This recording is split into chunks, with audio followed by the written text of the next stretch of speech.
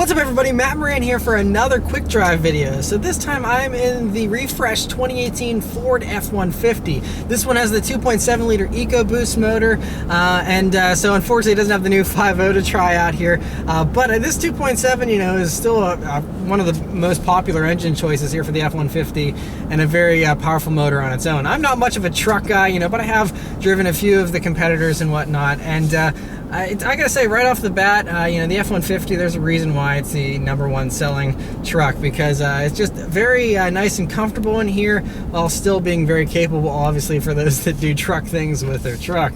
But get on it here a little bit.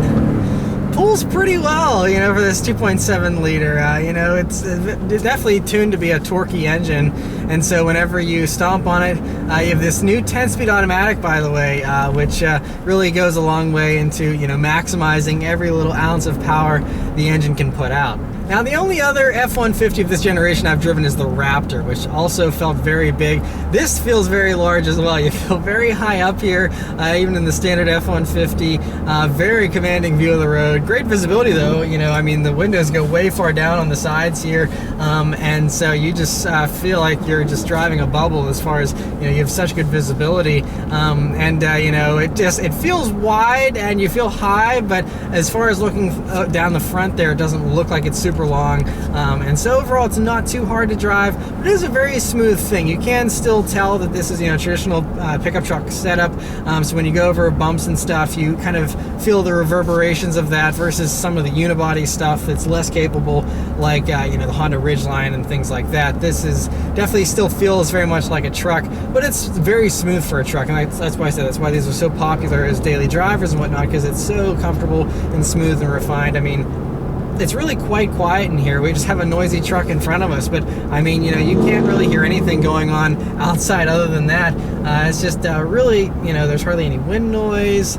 It's really quiet, and it's very nicely equipped too. This is the Lariat trim, and you have these nice leather seats, the Sync 3 infotainment. You have the digital portion of the gauge cluster here in between the two analog gauges, and overall it's a really nice thing to just cruise in. It does feel, like I said, large and big and heavy, but this 2.7 liter does a pretty good job of getting this thing moving down the road, and you're not trying to win any drag races in one of these things anyway, so for those that are just commuting around in one of these things, I think this is plenty of power. Alright, so now we're going around a couple of corners, not too many corners here in this area, but on a tight little narrow road like this, you really get to feel the size of this thing and how big it is, but it does take corners pretty well for a full-size pickup truck. It's fairly flat, at reasonable speeds here, and overall it's like I said, it's so smooth. That's the thing that keeps coming back to me, is just how smooth and refined it is. Also, it says the B&O Play system, which is a new thing for 2018 here. It's a Bang & Olufsen's sub-brand, B&O Play, and it's a new addition to a lot of Fords here for 2018. It's ditching the Sony system. You now have this B&O Play, and I just listened to some satellite radio here briefly. It sounds good.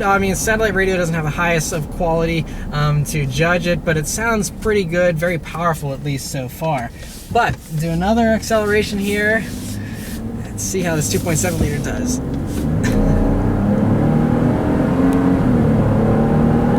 Yeah, with this 10-speed automatic, it's nice and quick with its automatic shifts. I'm not doing it manual because all you have is the little rocker switch here on the shifter. No paddle shifters here on the standard F-150. But that 10-speed does a really good job of keeping it in the meat of the power band there and giving you the power quickly. There isn't any delay in between the shifts. It still takes a split second longer than I would like to figure out I need to downshift.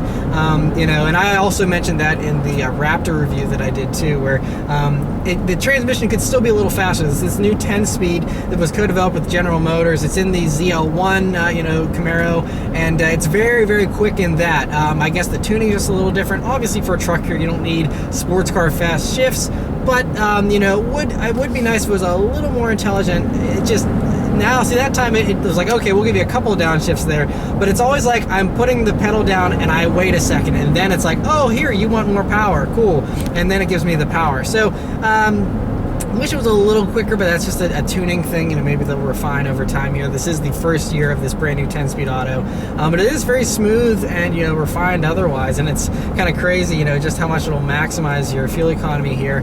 And, you know, I'm just idling along at 50 miles an hour, and it's doing like barely 1,200 RPMs. So, I mean, it's going to be a very fuel efficient combo, especially with this 2.7 liter EcoBoost.